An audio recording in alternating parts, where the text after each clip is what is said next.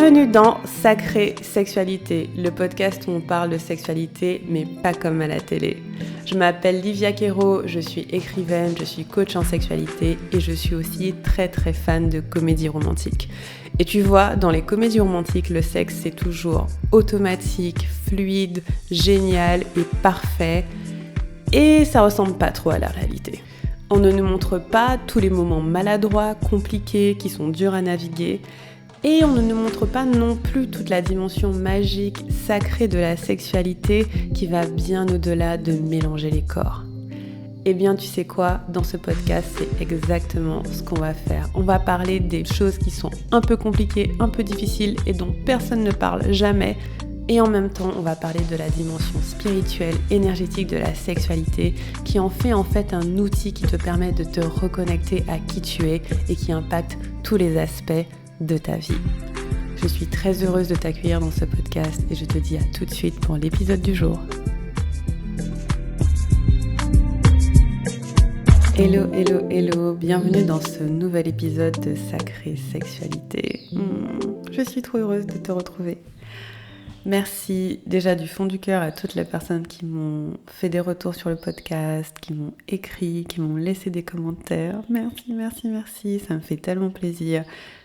Et j'ai surtout eu des retours très spécifiques de comment le podcast a eu un impact sur vous, comment vous avez compris déjà des choses qui transforment votre sexualité. Et sincèrement, ça me remplit de joie, vous pouvez même pas imaginer. Et je suis très très heureuse de ce projet et hyper excitée. C'est vraiment un des moments super cool pour moi de m'asseoir devant mon micro et de vous parler, de vous susurrer à l'oreille des choses très intéressantes et importantes.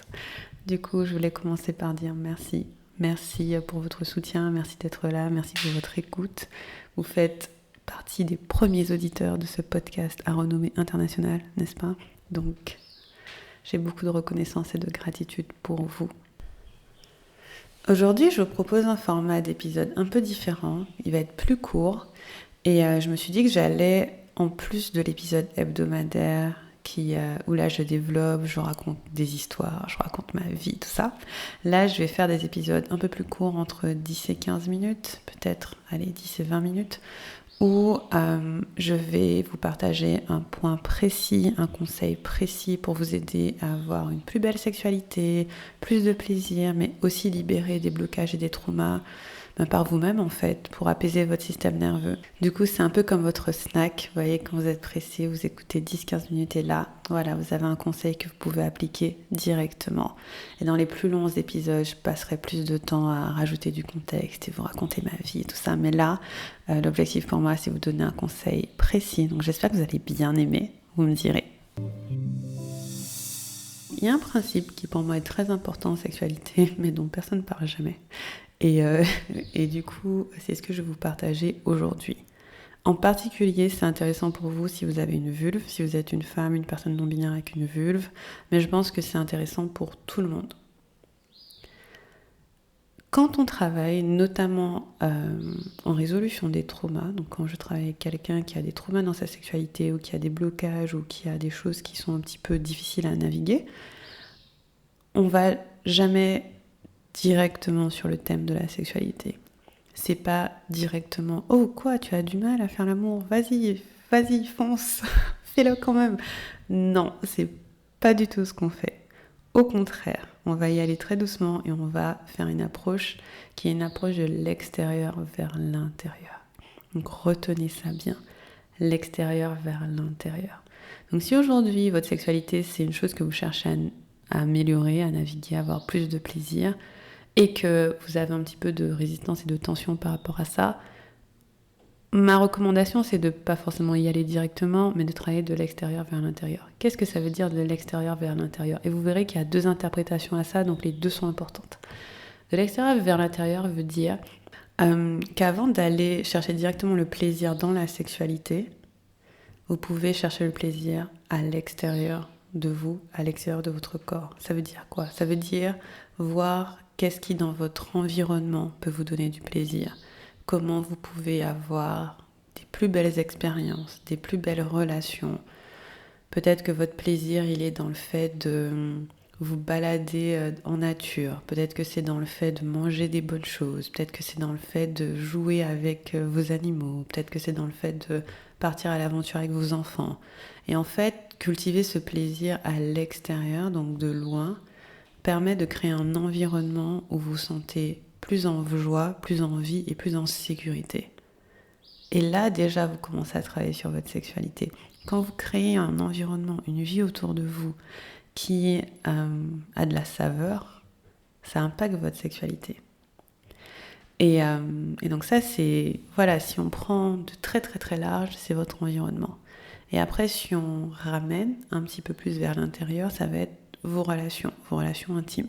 Donc avec votre partenaire, vos partenaires, comment est l'environnement relationnel dans lequel vous êtes et est-ce que vous vous sentez à l'aise dedans? Dans les films, comme d'hab, on voit beaucoup de relations très passionnées, on déchire ses vêtements, etc.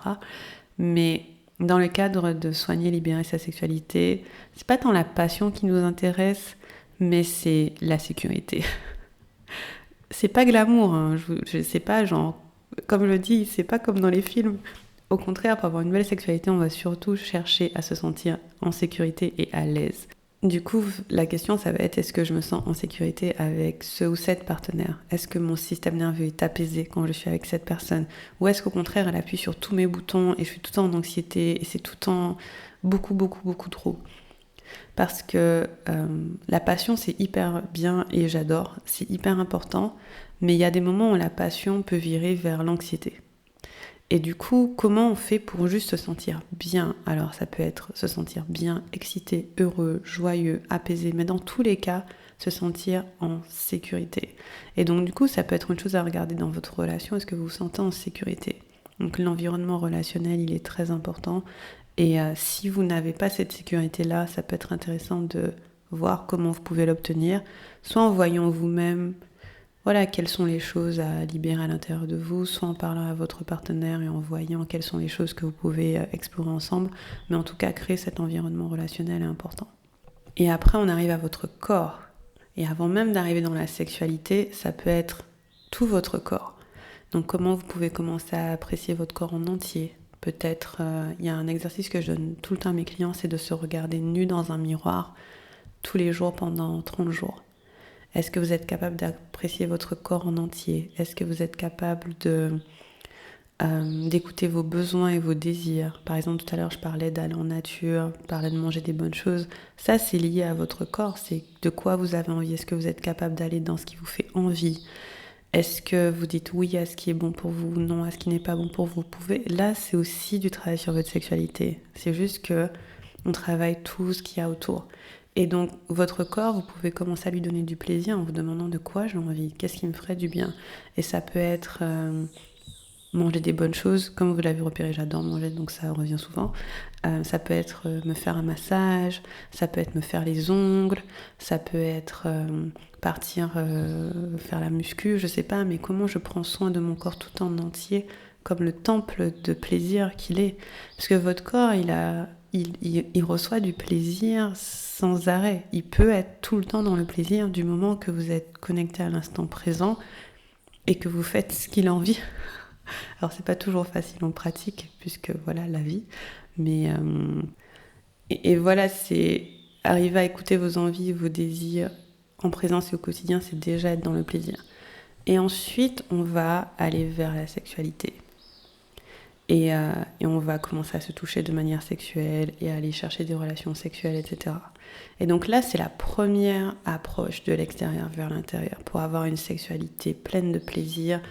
Comment je peux entretenir le plaisir à l'extérieur et rapprocher au fur et à mesure vers mon corps et me sentir bien dans plusieurs aspects de ma vie pour que ce soit un endroit qui soit sécurisant pour moi pour que j'explore ma sexualité. Ça, c'est la première approche extérieure vers l'intérieur et elle s'applique pour tout le monde, surtout si vous êtes dans une phase où aller directement vers la sexualité, ça peut faire beaucoup. Et l'autre chose que je veux vous dire, où vous devez vraiment retenir extérieur vers intérieur, c'est si vous avez une vulve ou si vous faites l'amour avec des gens qui ont une vulve. Extérieur vers intérieur, c'est trop important. Ça veut dire que quand vous ressentez du plaisir ou quand vous donnez du plaisir à quelqu'un, s'il vous plaît, je vous en supplie, n'allez pas directement sur la vulve ou la chatte de la personne. Parce que dans 90% des cas, c'est trop vite, trop tôt. Quand on est une femme cis ou une personne non-binaire avec une vulve, pour se donner du plaisir, pour recevoir du plaisir, on va aller de l'extérieur vers l'intérieur. Ça veut dire qu'on va commencer... Alors, toutes mes pratiques de masturbation commencent comme ça, toutes celles que je donne à mes clientes commencent comme ça. On va commencer de l'extérieur, donc on va commencer par caresser les extrémités du corps, le visage, les bras, les jambes, ok, avec beaucoup de douceur ou comme vous voulez, avec le rythme qui vous fait envie. Et après, doucement, on va se rapprocher du sexe. Donc on va ensuite caresser la poitrine, le ventre, les cuisses. Ensuite, on va se rapprocher du sexe, on va caresser l'aine. Donc ça, c'est l'entrejambe.